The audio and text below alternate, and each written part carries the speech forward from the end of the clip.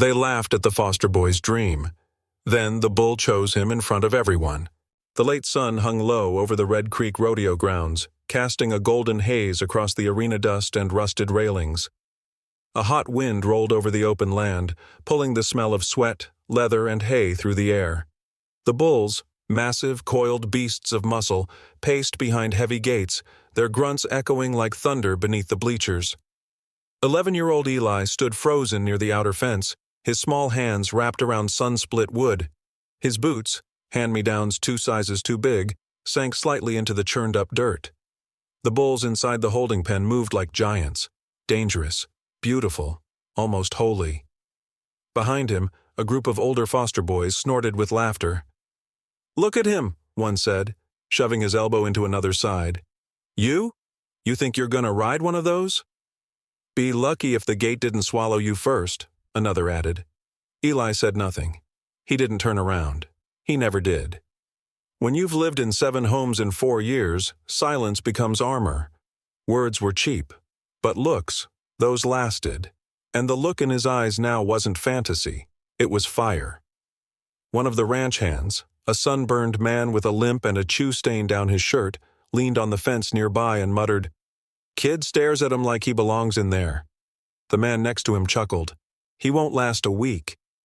That man was Clint McGraw, Eli's new foster father. A retired bull rider with a steel knee, a beer belly, and a permanent squint. He had more scars than friends and ran the Red Creek Ranch like it was boot camp. He didn't do bedtime stories or hugs. He did chores and rules. And if you earned his respect, he gave you silence instead of scorn. That morning, when Eli asked to train, Clint had laughed so hard he choked on his coffee. "Feed him without getting gored," he'd said between coughs. "Then we'll talk." But Eli had kept staring, like the bulls had already said yes. That night, after chores, when the house lights dimmed and the other boys snored in their bunks, Eli slipped out. His shirt clung to him in the heat. Moonlight spilled across the gravel path to the barn like a silver road, and crickets chirped from the weeds. Inside, the barn groaned softly, the scent of hay and manure sharp in the stillness. He didn't grab a flashlight. He didn't need one.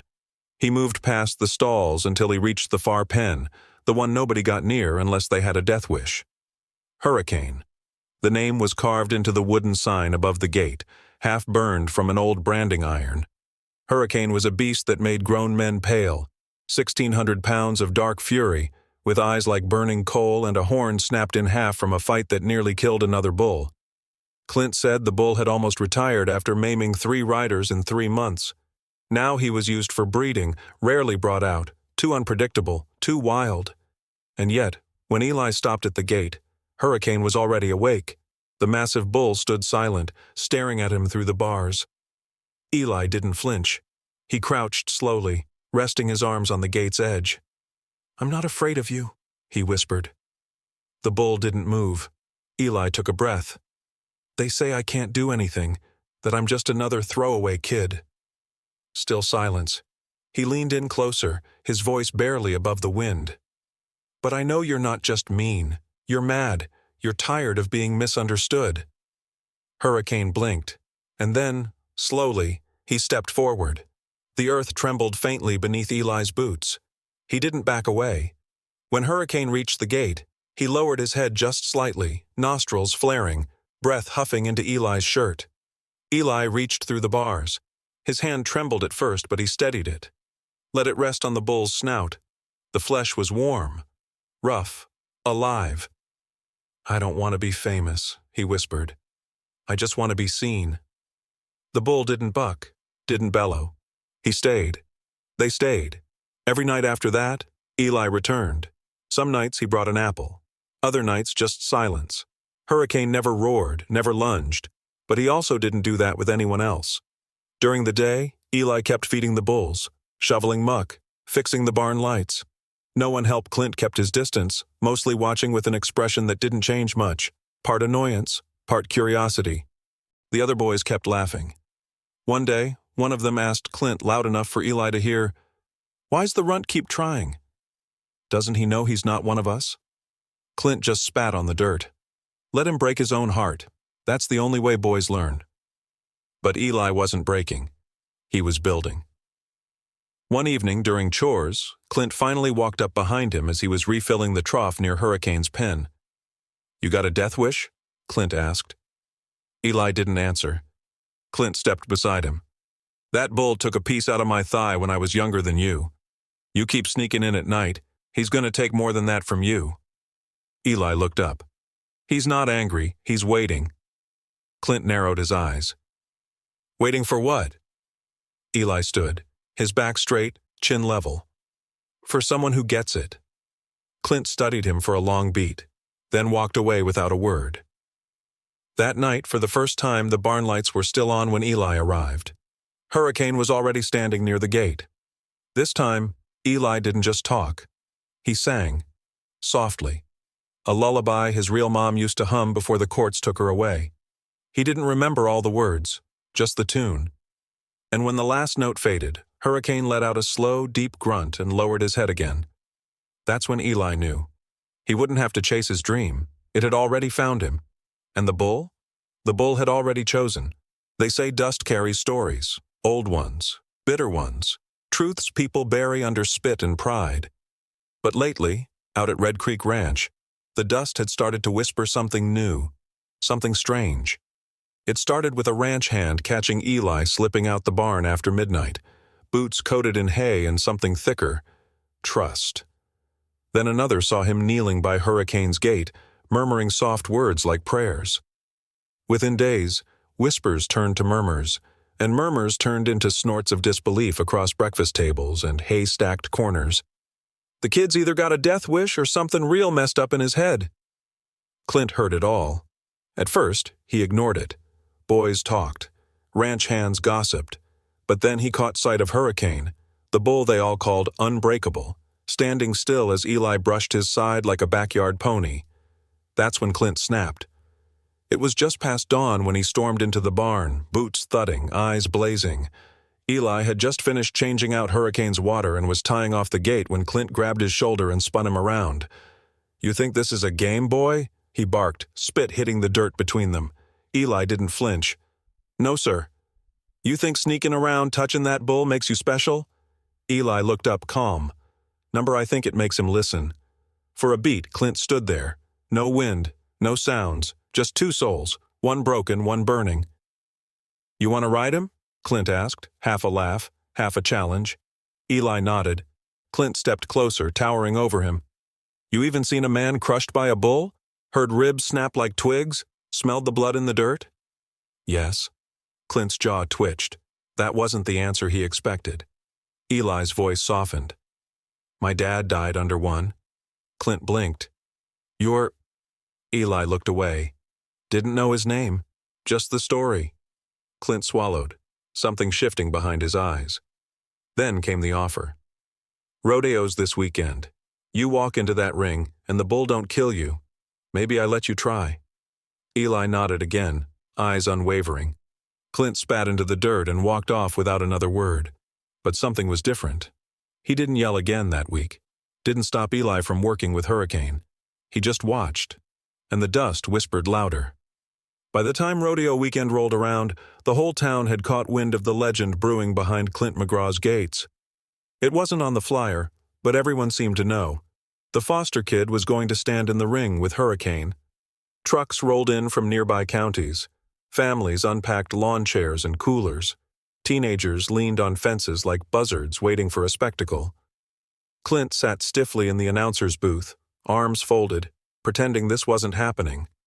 Back in the holding pen, riders adjusted gloves, tightened belts, spat into the dirt. Grown men, some twice Eli's size, shared nervous glances at the mention of Hurricane.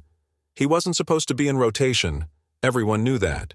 Clint had made it clear, but someone, no one knew who, had left the gate unlocked. Now Hurricane was pacing behind the pens like a living storm cloud. And Eli?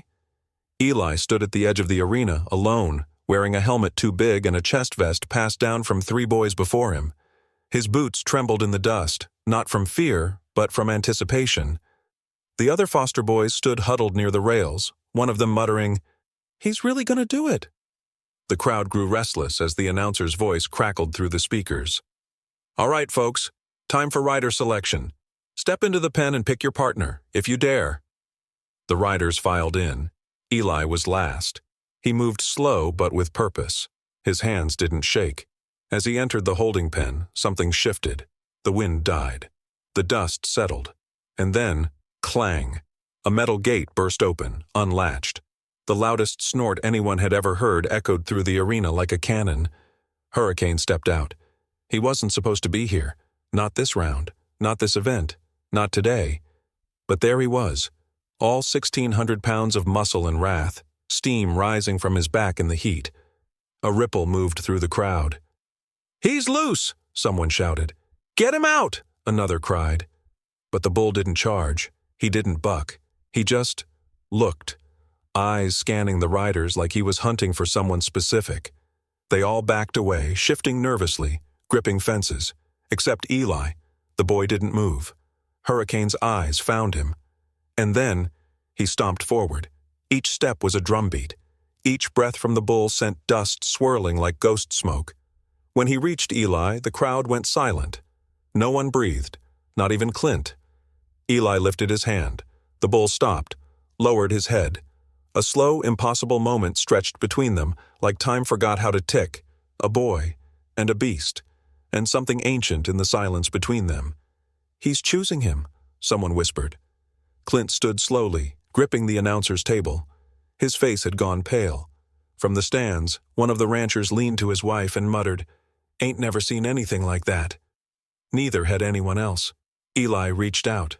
Not fast, not dramatic, just real, just human. He placed his palm gently on Hurricane's head. The bull let him. The crowd didn't cheer. They couldn't. They didn't understand what they were witnessing. This wasn't about showmanship. It was something deeper, something sacred. Behind them, the other bulls kicked and pawed, unsettled. But Hurricane remained still. Eli turned his head, looking up at Clint. "I'm ready." Clint didn't answer. Couldn't. Because for the first time in a long time, the past had come galloping back, and it was staring him dead in the eyes through the face of a boy who should have never survived this long. The air was thick with more than heat. It was full of reckoning. And the dust kept whispering. The world held its breath. The only sound in the entire rodeo arena was the wind brushing against the canvas banners and the slow, deliberate breath of a boy and a beast facing each other in the center ring. Hurricane towered over Eli like a black mountain of flesh and fury. The bull's hooves crushed the earth beneath him with each step, sending tremors through the soil. But when he stopped, just 3 feet from Eli, the dust settled like snow. The entire arena seemed to fall into an unnatural stillness. Even the flies hovering in the heat dared not buzz. The boy didn't flinch. Not a step backward, not a blink. Eli's fingers were curled at his sides, his shoulders square, his chin level. His helmet tilted slightly forward, and though his mouth was tight, his eyes held no fear, only recognition. As if this moment was something he'd seen before, dreamed, or inherited. On the rails, the foster boys, usually loud, cruel, and eager for drama, stood stiff, frozen in a silence deeper than awe. Their smirks had vanished. One of them, Jesse, gripped the metal bar so tight his knuckles whitened. No one said a word. Then, without warning, Hurricane lowered his head. Slow, deliberate, like a curtain falling, not in aggression, not to charge, but in surrender. The gesture was ancient, humbling, like a knight kneeling before a king. And in that single act, the entire crowd shifted. You could hear it, a ripple of disbelief, a low murmur like thunder on the horizon. One of the judges, a man who'd spent 20 years watching bulls in every state across the Midwest, pulled off his sunglasses and stared. No one could speak. In the announcer's booth, Clint McGraw stood rigid. His hand had fallen from the mic. His lips were parted, and his face had lost all color. One hand gripped the table, the knuckles white. His eyes weren't watching Hurricane anymore. They were watching Eli. Because deep in some buried corner of his memory, this scene had played out once before. Years ago, same arena, same beast, different boy. Eli stepped forward, not rushed, not hesitant. He reached out slowly, like someone approaching a living miracle. The tips of his fingers brushed against Hurricane's broad snout, and the bull didn't move, didn't twitch, He let the boy touch him. The moment stretched so long it almost ceased to exist. Then Hurricane closed his eyes. Gasps erupted across the stands, but no one cheered. Not yet. They couldn't. The air was too thick with something sacred, something almost too real to be explained. People looked at each other like they weren't sure if they were witnessing a stunt, a story, or something divine. And Clint? Clint's breathing had grown shallow. His fingers trembled against the wood of the table. He whispered a name no one else heard. Elijah. The original, the first, Eli's father. The name hit Clint like a hammer. He staggered back from the window of the announcer's booth as if the memory had reached out and punched him. He hadn't heard that name in years, hadn't let himself hear it. Elijah Rooker, the only rider Hurricane had ever submitted to, until now. Clint had known Elijah. Hell, he had mentored him.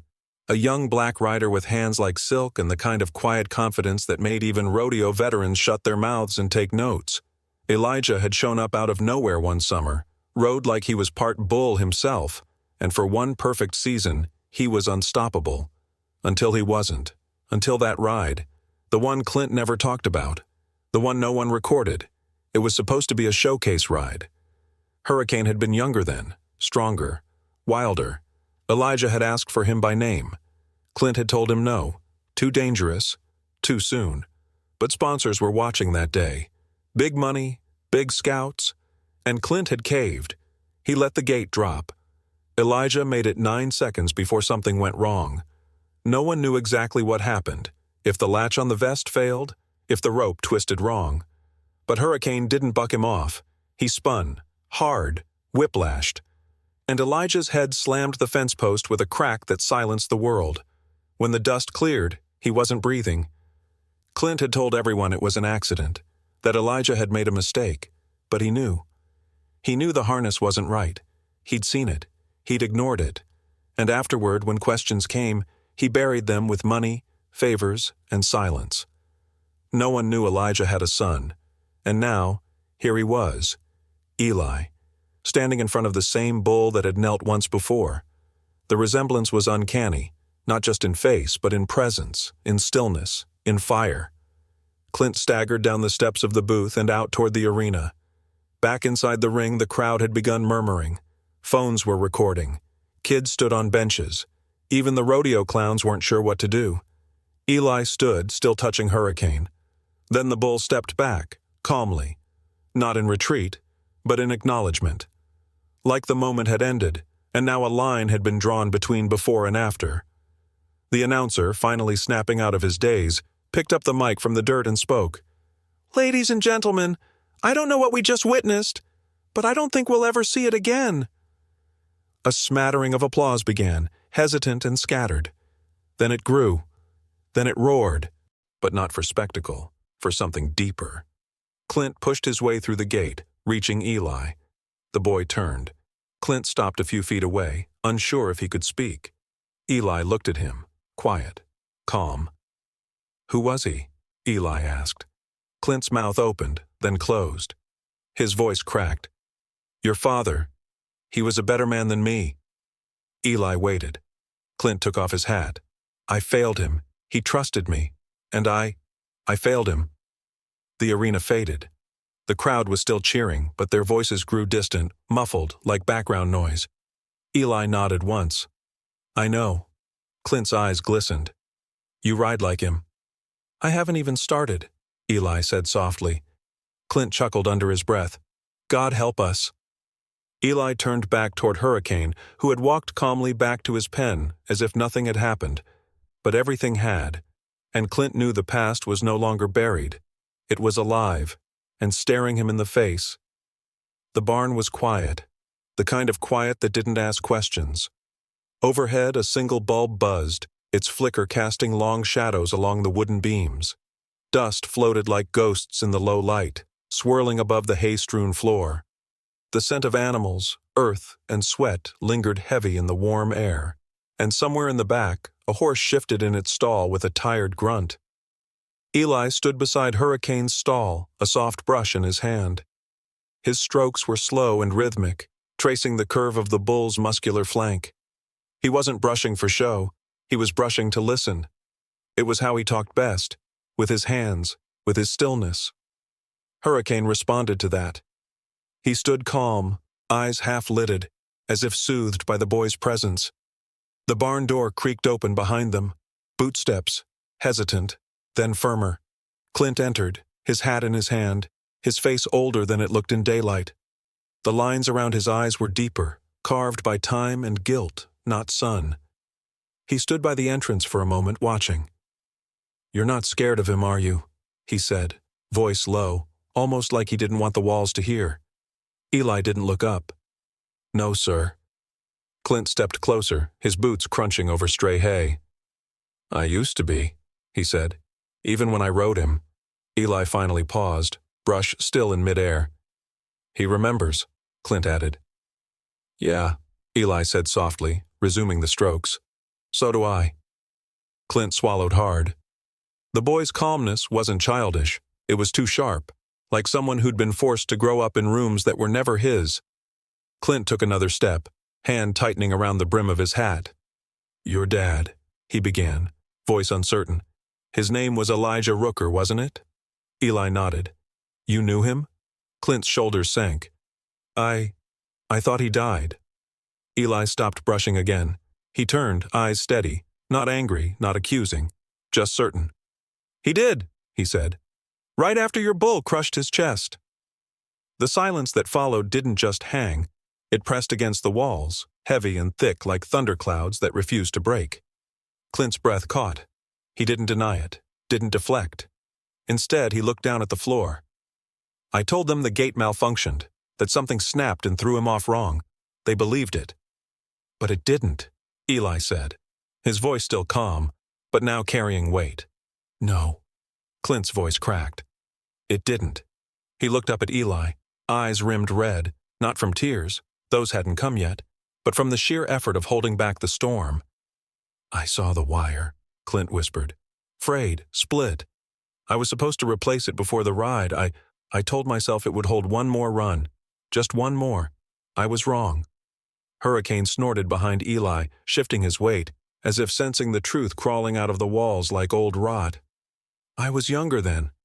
Hungry. Sponsors were watching. Big ones. I needed the money. I needed to prove my bulls were the best." "You needed him," Eli said. Clint nodded slowly. "Yeah. I needed Elijah to make it big, and I let him ride knowing that latch might snap." Eli didn't speak. He didn't have to. Clint rubbed a hand over his face. "I've kept that secret buried for 14 years. Told myself it was just an accident. Told myself Elijah was strong. He would have made it through if he'd just—" He stopped. Couldn't say it, because Eli was looking at him now. And there was something behind the boy's eyes that wasn't childlike. It was legacy. It was fire. It was everything Elijah Rooker had been, and everything Clint had tried to forget. Hurricane turned, his massive head swinging slowly toward Clint. The old man instinctively stepped back. Eli watched him.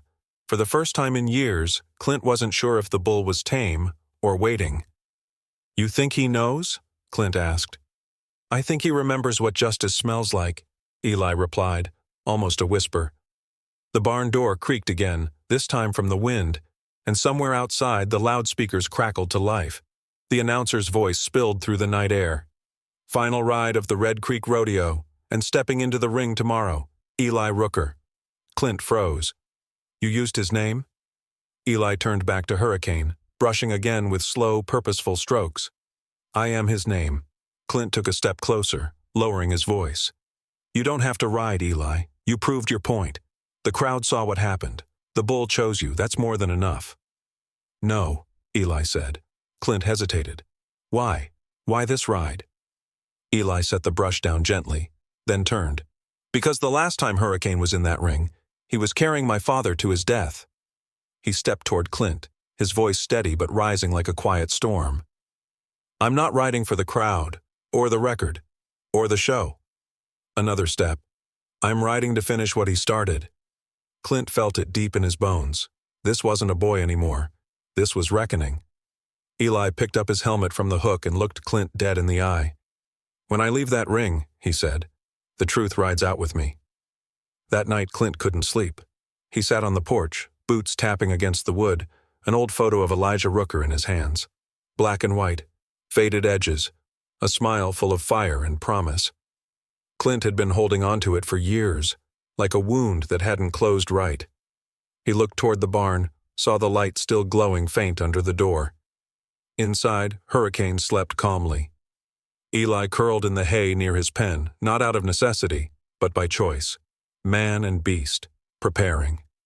The morning came sharp and hot. The arena was packed, overflowing. Word had spread like wildfire that the boy who tamed Hurricane was going to ride, that Clint McGraw's miracle bull had chosen someone, and that the boy had history in his blood. As Eli walked into the ring, helmet under one arm, vest snug to his chest, the crowd leaned in. Phones lifted. Children stood. Ranchers tipped their hats. Clint stood by the gate, clipboard in hand, trying to keep his face unreadable. But his hands trembled. The gate clanged open. Hurricane stepped into the ring, not angry, not wild, but focused, eyes locked on Eli. And Eli? He walked straight toward him. The hush returned, like the earth had paused again. Clint turned toward the judges. There was still time to stop it, to call it off. But he didn't. He looked back toward the arena, and in that moment he understood. This wasn't about bulls, or scores, or headlines. This was about truth, and the boy carrying it on his back.